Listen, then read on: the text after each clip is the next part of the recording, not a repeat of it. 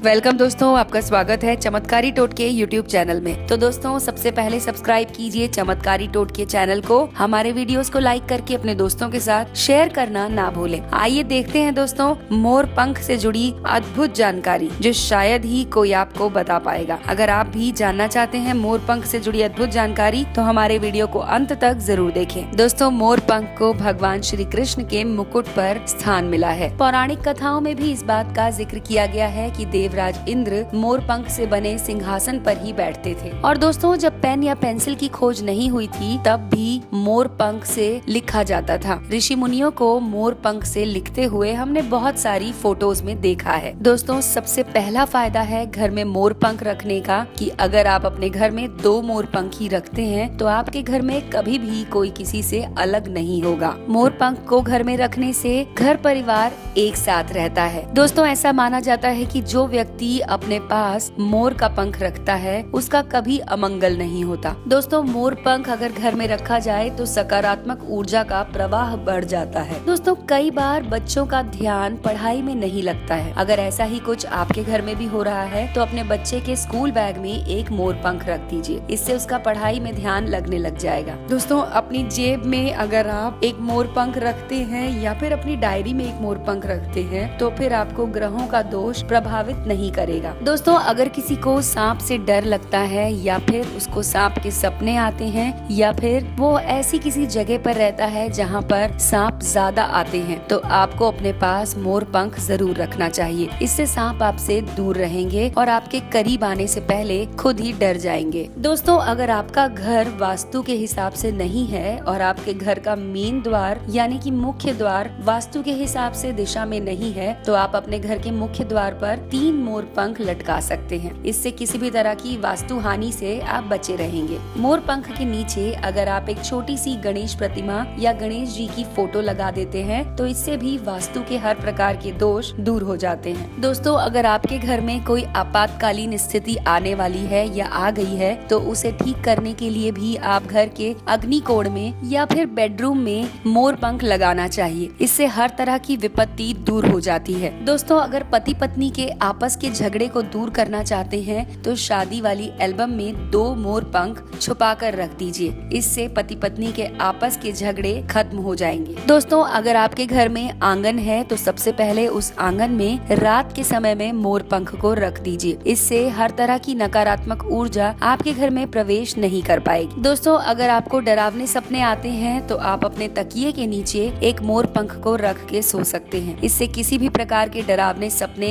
या कुछ गलत तरह के विचार आपके मन में नहीं आएंगे। दोस्तों, अगर आपको कहीं से कोई मोर पंख एक उपहार के रूप में देता है या फिर कोई मोर पंख आपको भेंट स्वरूप देता है तो इससे दोस्तों खुशी की बात होती है, क्योंकि इससे आपकी जीवन में सफलता के सारे द्वार खुल जाते हैं। दोस्तों, अगर आप मोर पंख खरीदने जा रहे हैं तो कोशिश कीजिए कि इसे आप शुभ मुहूर्त में खरीदें और ये भी ध्यान रखें कि इसका कोई पंख या कहीं से टूटा हुआ या फिर खंडित ना हो। मोर पंख को अगर अपने घर के दक्षिण पूर्व एरिया में लगाएंगे तो इससे आपके जीवन में हर तरह की खुशहाली सुख समृद्धि आने लग जाएगी। दोस्तों, जब आप मोर पंख को अपने घर में स्थापित कर रहे हो तो एक बार भगवान श्री कृष्ण को स्मरण जरूर कीजिए, क्योंकि उससे आपको सफलता जरूर मिलेगी। दोस्तों, ये थे कुछ ऐसे अद्भुत रहस्य जो हमने आपको बताए मोर पंख से जुड़े हुए। हम आशा करते हैं कि आपको हमारी ये जानकारी बहुत अच्छी लगी होगी। हमारे वीडियो को लाइक करके अपने दोस्तों के साथ जरूर शेयर कीजिए। दोस्तों, देखते रहिए चमत्कारी टोटके यूट्यूब चैनल।